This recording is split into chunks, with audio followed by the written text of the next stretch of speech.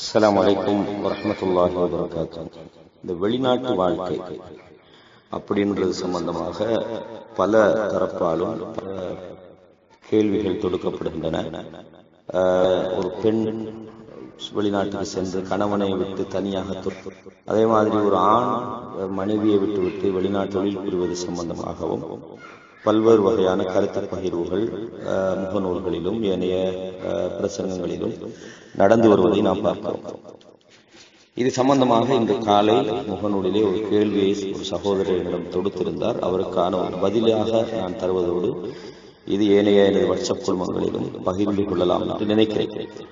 பொதுவாக வெளிநாட்டு வாழ்க்கையை பொறுத்தவரையும் ஒரேடியாக அது கூடாது அல்லது ஹராம் என்று நாம் யாரும் சொல்ல முடியாது. ஒருவர் ரிசுக்கை தேடி பூமியில எங்க வேணும்னாலும் அவர் போகலாம், அதுக்கு எந்த விதமான தடையும் இல்லை. அல்லாஹ் பூமியில பறந்து சென்று உங்களை பிடிக்கொள்ளுங்கன்னு சொல்லக்கூடிய ஏராளமான வசனங்கள் நம்ம எல்லாருக்கும் தெரிஞ்ச வசனங்கள். அதனால இதை யாரும் தடுக்கல. அதே நேரத்துல ஊரை விட்டு நாட்டுக்குள்ளேயே பாத்தீங்கன்னா ஒவ்வொரு நாட்டையும் இந்தியாலையும் இலங்கையிலையும் ஏனைய நாடுகளையும் தொழில் புரிவதற்காக நாட்டில் இருக்கிறவங்களே மாசக்கணக்கில் போய் வேற இடங்கள்ல தொழில் செய்கிறாங்க. இப்படி இடம் மாறி தொழில் செய்தல் அப்படின்றது இயல்பாக மனித சமுதாயத்தில் அது நடந்துகிட்டு தான் இருக்குது. அது வெளிநாட்டுக்கு போனா மட்டும்தான் கூடாதுன்னு இல்லை, அது நாட்டில் இருந்தாலும் இந்த பிரிவினைகள் நடந்து கொண்டுதான் இருக்கிறது. இப்ப இதை நாங்க எப்படி விளங்கிக் கொள்றது, மார்க் அடிப்படையில இதை ஹராம் சொல்றதா அல்லது ஹலால் சொல்றதா என்பதை பொறுத்தவரையும் இதிலே பல விஷயங்கள் நான் நினைக்கிறேன் கவனிக்கப்பட வேண்டிய விஷயங்கள் இருக்கிறது. ஒன்று, ஒருவர் தூர இடத்துக்கு தொழில் செல்வதாக இருந்தாலும் அல்லது ஊருக்குள்ளேயே காலையில போயிட்டு பின்னர் வரக்கூடியவராக இருந்தாலும் அல்லது மாத கணக்குல குடும்பங்களை பிரிஞ்சு போறவராக இருந்தாலும் முதலாவது அவருடைய தேவையை பொறுத்து தான் அது இருக்கு. அவருக்கு உதாரணமாக சில குடும்பங்களை நீங்க எடுத்துக்கிட்டீங்கன்னு சொன்னா அவங்க வாழ்ற இடங்கள் ஒரு பாதுகாப்பு குறைஞ்ச இடங்களாக இருக்கு. பகல்ல கூட மனைவியை தனியை விட்டு போக இல்லாத இடங்கள் கூட சில பகுதிகளில் இருக்கு. அதுக்குரிய சரியான பாதுகாப்பு இல்லை. நாங்க நிறைய கேள்விப்படுறோம், காலையில கணவர் தொழிலுக்கு போனா அதே நேரத்துல பெண் வேறு விதமான தவறுகள்ல ஈடுபடக்கூடிய பல சம்பவங்கள் நம்மளுக்கு தெரிஞ்ச சம்பவங்களாக எல்லாருக்கும் இருக்கு. அப்ப இது வெளியவே போகக்கூடாண்டா, கடைக்கும் போகக்கூடாண்டா. ஒரு 2 மணி நேரம் போனா கூட என்ன செய்யலாம், தவறு செய்யணும்னு நினைக்கிறவங்க செய்வாங்க. அதனால ஒரேடியாக கணவன் மனைவியை விட்டு பிரிஞ்சு போறது தவறு அப்படின்னு நமக்கு சொல்ல இயலாதது தான் அதை சொல்ல வர. சில நேரங்கள்ல அவங்க நிறைய குடும்பங்கள்ல நடக்கிற ஒரு பெரிய தவறுதான் பாதுகாப்பற்ற குடும்ப சூழல். ஒரு மனைவிய எப்படி பாதுகாப்பாக வைக்கணும்ன்றதுக்குரிய நுழைச்சி, மார்க்க ரீதியான நுழைச்சி கணவன்கிட்ட இல்லை. நிறைய பேர் என்ன செய்வாங்கன்னு சொன்னா கூட்டு குடும்ப வாழ்க்கையில என்ன செய்வாங்க, மச்சான் மாதிரி இருப்பாங்க, மத்த வெளி உறவுகள் இருப்பாங்க, மனைவி வச்சுட்டு போயிடுவாங்க. சோ அதுக்குரிய பாதுகாப்பான ஒரு சூழல் அது அவங்களுக்கு இருக்கும்டா ஓகே. இதுக்காக 24 மணி நேரமும் கணவன் மனைவி ஒருத்தர் கண்ணை கட்டிக்கிட்டு பார்த்துக்கிட்டு. ஆனாலும் ஒரு சில தவறுக்கான வாசல்களை திறந்து விட்டுட்டு நாங்க போய் தவறு நடந்துட்டுன்னு கவலைப்படக்கூடாது. பல குடும்பங்கள்ல பல இடங்கள்ல இதெல்லாம் நடக்கிறதால நம்ம பேசுறோம். கூட்டு குடும்ப மெத்தட்லயா இருந்தாலும் சரி, அல்லது மனைவியை தனியை வச்சுட்டு வெளியில தொழிலுக்கு போறதா இருந்தாலும் அந்த மனைவியுடைய மார்க்க சூழல் என்ன செய்யறாங்கன்னா மற்ற நேரங்கள் எல்லாம் ரொம்ப என்ன சொல்றது சோசியலிசமாக உருவாடுறாங்க. ஒன்னா இருந்து டீ குடிக்கிறாங்க, அந்நிய ஆண்களோட உட்கார்ந்து பேசுறாங்க, டிவி பாக்குறாங்க. இப்படியெல்லாம் சூழல் இருக்கும்போது அந்த மாதிரியான ஒரு சூழல் உருவாக்கத்துல ஒரு கணவன் தன்னுடைய மனைவியை பாதுகாப்பான ஒரு வழிகளில் வைக்கணும்ன்ற ஒரு தேவை அங்க வரும். ஏன்னா வேற வேற ஆண் பெண் என்பது ஒரு என்ன சொல்றது ஒரு காந்தம் மாதிரி. அது எந்த நேரத்துல அது டச் ஆகும்னு சொல்ல இஸ்லாம் அதுக்காகத்தான் நிறைய விஷயங்களை நமக்கு ஒழுக்கங்களை சொல்லி தருது. பேச்சில ஒரு பெண் எப்படி பேசணும், எப்படி நடக்கணும், பார்வை என்னது தனிமைப்படும் போது ஒரு பெண் ஆணும் பெண்ணும் தனிமைப்படும் போது ஷைத்தான் வாரான், இப்படி எல்லாம் பல அறிவுரைகள் நமக்கு சொல்லப்படுற காரணம் என்னன்னா தனிமையில பெண்களுக்கு ஒரு பாதுகாப்பு கிடைக்கணும், தவறு நடக்கக்கூடாது, ஆண்களும் ஷைத்தானுடைய வலையில விழுந்துடக்கூடாது அப்படின்றது அந்த வச்சு. அப்ப இந்த மாதிரி விஷயங்களை பொறுத்தவரையும் எங்களோட குடும்ப அமைப்புகள் எப்படி பாதுகாப்பா பெண் கிடைக்கிறாங்க. சில இடங்கள்ல பாத்தீங்கன்னா மச்சாமார் மைனி மறையத்துக்கு பைசிக்கிட்ட சுற்றி தெரிவாங்க. கேட்டா அது மச்சான் தானே. ரசூலுல்லாஹ் சொன்னாங்க அல் ஹம் வல் மௌத், மச்சான்றது மௌத்துக்கு சமண்டாங்க. அவ்வளவு இருக்கு. ஏன்னா இந்த மாதிரியான விஷயங்கள் இருக்குது. ஏன்னா சரியான ஊர்கள் பாதுகாப்பாக இருக்காது. இந்த மாதிரியான சூழல்கள் இருக்கும்போது கணவன் வெளியில கிடையில தன் மனைவி பாதுகாப்பாக இருக்கிறாங்களா அப்படின்னு பார்க்க வேண்டிய ஒரு கடமை. குல்லுக்கும் ராயின் வ குல்லுக்கும் மஸ்ஊலுன் அன் ரஅய்யிஹி. ஒவ்வொரு பொறுப்பாளிகள் அவருடைய பொறுப்புகள் பற்றி விசாரிக்கப்படுவார்கள் அப்படின்னு இருக்கு.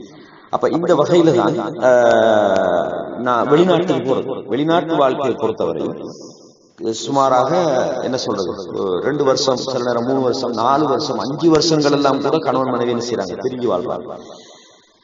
ஆனா வெளிநாட்டை பொறுத்த வரைக்கும் யாரும் விரும்பி போறதில்லை. சிலவங்க வேணும்னா அது ஆசைக்கு இன்ட்ரெஸ்டுக்கு போறாங்க. அது ரொம்ப குறைஞ்ச வீதம். பெரும்பாலும் கஷ்டங்களுக்காக போறாங்க. கஷ்டங்களால என்ன செய்யறதுன்னு சொல்லி கணவன் மனைவி வெளிநாட்டு போது கணவன் பிள்ளைய பார்த்துட்டு வீட்டுல இருக்கிறார். கவர் காரணம் என்னன்னா, மனைவி தனிமைப்படுகிற போது என்னென்ன ஆபத்துகள் அந்த பெண்ணுக்கு வரும். ஒரு ஆம்பளையே கற்போட திரும்பி வர்றது கஷ்டமான ஒரு காலப்பகுதியில பெண்ணை தனி அனுப்பி போட்டு கணவன் இருக்கிறன்றது ரொம்பவும் ஆபத்தான ஒரு சூழல். கேட்டா சொல்றான், எனக்கு ஊர்ல வெள்ளாமைக்கு நான் அதை பார்த்து கொள்றேன், நான் அதை விட்டு போனேன்னா அந்த வருமானம் வைக்காது, கொண்டாட்டி சம்பாதிக்க தானே வேணும்னு கேட்கிறேன். அது தவறான ஒரு வாதம். சரியா? இது ஈமானிய பலவீனத்தால ஏற்படுற விஷயங்கள் அப்படின்னு நான் நினைக்கிறேன். அப்ப இந்த மாதிரியான சூழல்கள்ல என்ன நடக்குதுன்னா, நீண்ட நாள் அப்படின்னு வரும்போது இஸ்லாம் ஒரு நோக்கத்துக்கு தான் திருமணத்தை வச்சிருக்கு. யா மஅஷர ஷபாப் மன் இஸ்ததஅ மின்கும் அல் பாஅத ஃபல்யதஸவ்வஜ். வாலிபர்களே, உங்கள யாருக்கு திருமணத்துக்கான சக்தி இருக்குது அவர் திருமணம் முடிச்சு கொள்ளட்டும். ஃபஇன்னஹு அஅப்து லில் பஸர், பார்வையை தாழ்த்து, வ அஹ்ஸனு லில் ஃபர்ஜ், இது மானக்கேடான விஷயங்கள்ல நடக்காம உங்களோட அபயங்களை அது பாதுகாக்கும் அப்படின்னு ரசூலுல்லாஹ் சொன்னாங்க. ஆனா இன்னைக்கு என்ன நடக்குது? இன்னைக்கு எல்லாத்தையும் விட்டுட்டு அங்க போனோடனே மனிதனை பொறுத்தவரையும் பசி தாகம் என்பது போல தாம்பத்தியம் என்பது ஒரு தேவை. அந்த தேவைக்கு அவர் ஏதாவது ஒரு தவறு செய்யணும். அதுல 100க்கு ஒரு 5 அல்லது 4 வீதங்கள் வேணும்னா அதுல விதிவிலக்காக இருக்கலாம். ஆனாலும் பெரும்பாலும் வெளிநாட்டு வாழ்க்கையில நாங்க பார்க்கிற அனுபவம் என்னன்னா, ஏதாவது ஒரு விஷயம், ஒரு தவறுல ஈடுபடுற ஒரு சூழல் அவங்களுக்கு உண்டாகுது. சரியா? அந்த சூழலை சிலவங்க கேட்டதுன்னா, என் வைஃபுக்கு நானும் ஒப்பந்தம் பண்ணி தான் இருக்கிறேன். ஒப்பந்தங்களை பொறுத்த வரைக்கும் வைஃபுக்கு கணவன் தேவையில்லாம வாழ முடியுமான ஒரு சூழல் சில பெண்களுக்கு இருக்கு. ஆனா ஆண்களுக்கு இருக்காது. அவன் என்ன செய்வான்டா, சவுதியில எல்லாம் வாழ்ற நிறைய ஹவுஸ் டிரைவர்ஸ், அதே மாதிரி வீட்டுல வேலை செய்யற பணிப்பெண்கள் எல்லாம் பெரும்பாலும் நாங்க கேள்விப்படுறோம், அவங்க ஏதோ ஒரு தவறான ஒரு தொடர்புல தான் இருக்கிறாங்க. அதுல அல்லாஹ் நாடிய நல்ல மனிதர்களை தவிர. அது ரொம்ப கஷ்டம். பசி வந்தா என்னத்தையாவது புறக்கி தின்னொன்னுதான் மனசு வரும். இதே மாதிரியான ஒரு தேவைதான் இந்த தாம்பத்திய ரீதியான தேவை. அப்ப இப்படியான ஒரு பிரச்சனை எல்லாம் இது இருக்கு. சரியா? மனைவி சொல்லிட்டா பிரச்சனை இல்லை. என்ன நடக்குது சில இடங்கள்ல, உண்மையிலே சொல்ல போனா எனக்கு தெரிஞ்ச சில அனுபவங்களை சொல்லதாக இருந்தால், சில ஈமான் இல்லாத பெண்களை நான் சொல்றது, மார்க்கத்துக்கு புறமான ஈடுபடுறவங்க, முழுமையான ஈமான் உள்ளவங்க தொடர்ந்தும் ஒரு மார்க்கத்துக்கு புறமான விஷயங்களை அங்கீகரிக்க மாட்டாங்க. எனக்கு தெரிஞ்ச ஒரு சம்பவத்தை சொல்ல இருந்தா, ஒரு கணவன் ஒரு மனைவி சொல்ல, பிரச்சனை இல்லை, நீங்க எவ்வளவு நாள் இருங்க, இங்க பிரச்சனை இல்லை, நான் பாதுகாப்பாக தான் இருக்கிறேன். காலப்போக்கில் பார்த்தா அந்த பெண் ஒரு தவறான ஒரு தொடர்புல இருக்கிறான்றது அதே கணவர் மூலமாக எனக்கு தெரிய வேண்டிய ஒரு செய்தி. அப்ப இப்படியான பல சிக்கல்கள் வெளிப்படையில பெண்கள் சொல்லாட்டியாலும் இருக்க வாய்ப்பு இருக்கு. அதுக்காக எல்லா பெண்களுமே அப்படி நடப்பாங்க என்று நான் சொல்ல வரல, அப்படி நடக்கவும் மாட்டாங்க. இப்படியான ஆபத்துகள் இருக்கு. ஏண்டா அதுக்கு காரணம் என்னன்னா, பெண்களை சிலவங்க நம்புறாங்க. நம்புறது தவறு இல்லை, எல்லாத்தையும் நம்பியாமையும் மேலாது நம்பியும் மேலாது தனி ஒரு இடத்துல வச்சுட்டு வராங்க. அவங்களோட குடும்பங்கள் எங்கே இருப்பாங்க, இவ எங்கே இருப்பாங்க. இரவு நேரங்கள் தனிமைப்படும் போது வரக்கூடிய பிரச்சனைகள். அதே நேரம் வெளிநாட்டுல கணவர் இருக்கிறார் அப்படின்னு தெரியும் போது அந்த பெண்களை நோக்கிய ஏனைய ஆண்களுடைய பார்வை, ஏன்னா சந்தர்ப்பங்களை சில நேரங்கள்ல எதிர்பார்த்து இருக்கிறது. இது போல பல பிரச்சனைகள், சிக்கல்கள் இருக்குது. சில நேரங்கள் என்ன செய்றாங்கன்னா, பிள்ளைகளை ஸ்கூலுக்கு ஏற்றிட்டு போகக்கூடிய நிறைய பெண்கள் ஸ்கூல் மொண்டசரிக்கு காலையில 8 மணிக்கு கூட்டி போயிட்டு 11 மணிக்கு தான் வருவாங்க. அந்த 11 மணி இடைவெளியில அவங்களோட போக்குகள் வேற மாதிரி இருக்கு. ஏன்னா இத ஒரு பொழுதுபோக்காகவும் வருமானத்துக்கான ஒரு வழியாகவும் தங்களுடைய தேவைக்கான ஒரு தீர்வாகவும் நிறைய இடங்கள்ல நடக்கிறதுல நாங்க பார்க்கலாம். இப்படியான ஒரு மோசமான ஒரு சூழல். இது தவிர இன்றைய நவீன ஊடகங்கள், குறிப்பாக இந்த டிவி, ஏன்னா இந்த சினிமா, இது ஏற்படுத்திக்கிற ஒரு தவறான மனப்பதிவுகளும் தாக்கங்களும், இதுல ஈடுபடக்கூடிய குடும்பங்களாக இருந்தால் அவங்கள்ட்ட வேற விதமான எண்ணப்பாடுகளையும் தாக்கங்களையும் கண்டிப்பாக உண்டாக்கும். மாப்பிள்ளை வெளிநாட்டுக்கு போய் முதலாவது வாங்கி கொடுக்கிறதே பெரிய டிவி தான். ஏன்னா வீட்டுல பொழுதுபோக்கு இல்லை, நானும் இல்லை, பிள்ளைகளுக்கும் பொழுதுபோக்கு இல்லை, வைஃபுக்கும் பொழுதுபோக்கு இல்லைன்னு சொல்லி அவங்களோட அந்த நாடகங்கள், சினிமாக்கள் எல்லாம் அவங்கள தவறான ஒன்றுக்கு வழி நடத்தக்கூடிய ஒரு காட்சியெல்லாம் நாங்க பார்க்கலாம். அப்ப இப்படி ஒரு சூழல் இருக்கும்போது என்னைய பொறுத்தவரையும் வெளிநாட்டுல வாழக்கூடியவர்கள் பார்க்கணும், அவங்களோட குடும்பங்கள் எங்க இருக்கிறாங்க, அவங்களோட சூழல்கள் என்ன, அவங்களோட பாதுகாப்பு என்ன, அவங்களுடைய பயணங்கள் மஹரமியத்தான, ஏன்னா திருமணம் முடிப்பதற்கு ஹராமாக்கப்பட்டவர்களோடு பயணம் போறாங்களா, தனிமைப்படுறாங்களா, இரவுல அவங்களுக்குரிய பாதுகாப்புகள் எப்படி இருக்குது, இது போன்ற விஷயங்கள் எல்லாம் கவனித்து அவங்களோட வெளிநாட்டு தொழில் விஷயங்கள்ல எவ்வளவு காலத்துக்கு ஒருக்கா வந்தா இதுக்கு ஒரு தீர்வாகும் என்ற ஒரு திட்டமிட்டு இதை செய்ய. இதுக்கு சில நேரங்கள்ல குடும்பங்களும் பெண்களும் தடையாக இருப்பாங்க. இல்ல நீங்க வெளிநாட்டுல இருந்தா தான் எங்களோட லைஃப் போடும், நீங்க நாட்டுக்கு வந்தீங்களாக எங்களுக்கு என்ன வழி. அப்படி வரும்போது இதுல பல பிரச்சனைகள் இருக்கு. வெளிநாட்டு வாழ்க்கைன்றத தனியே பேசும்போது பல்வேறு பல விஷயங்கள் இதுல பேசலாம். சரியா, பல அதாவது நிறைய பேர் அடிப்படை தேவைகளுக்காக வெளிநாட்டுக்கு போறோம். அவங்களோட ஆடம்பரங்களுக்காகவும் ஏனைய உல்லாசங்களுக்காகவும் அல்லது வேற வேற விஷயங்களுக்கு போகக்கூடியவங்க இருக்கிறாங்க. அடிப்படையை பொறுத்தவரையும் ஸ்ரீலங்கால நான் சொல்ல வரது என்னென்றால், அல்லாஹ் முயற்சி செய்து அல்லாஹ் மேல நம்பிக்கை தவக்குள் வச்சா கண்டிப்பாக நிறைய வழிகள் அல்லாஹ் மனிதர்களுக்கு திறந்து கொடுக்கிறான். சரிதானே? அந்த நம்பிக்கை குறைச்சலும் வெளிநாட்டை நோக்கி நாங்க போறதுக்கு, அது நானும் உட்பட சொல்றேன், வெளிநாட்டுல நோக்கி நாங்க போறதுக்கு ஒரு காரணமாக அது இருக்கிறது. அப்படி நிர்பந்தமான நிலையில வெளிநாட்டுக்கு தான் போகணும், வெளிநாட்டை தவிர வேற தீர்வு இல்லைன்னு வருகின்ற ஆண்கள்ல என்னுடைய உபதேசம் அவங்கள ரெண்டு வகையா பிரிக்கும். ஒரு சாதாரண கூலி தொழிலாளிகள். இவங்களை பொறுத்தவரையும் இவங்க 2 அல்லது 3 வருஷத்துக்கு குறையாம இருந்தே ஆகணும், இல்லைன்னா அவங்க நாட்டுக்கு வரையலாது. அப்போ அவங்களோட குடும்பங்கள் ஏற்படுகிற சீரழிவு அது இதெல்லாம் ஒரு பக்கம். இதே மாதிரி ஒரு அளவான வருமானத்துல வாழ்றாங்க. இவங்க என்ன செய்யலாம்னா, 2வது நாள் சொல்லக்கூடியவர்கள் அவங்களுக்கு அவங்களோட ஒழுக்கங்களுக்கு பாதுகாப்பு இல்லாமல் ஒரு ஆபத்து வராமல் இருப்பதற்காக தன் மனைவி சொல்றா, என்னால இருக்க 2 வருஷத்துக்கு ஏன்னா அப்படின்ற. அப்ப இவருக்கு ஏழை. அப்ப இப்ப என்ன செய்யறது? அவருக்கு ஒரே தீர்வு மறுமணம் செய்வதுதான் அப்படின்றதுதான் மார்க்கத்துல தீர்வு.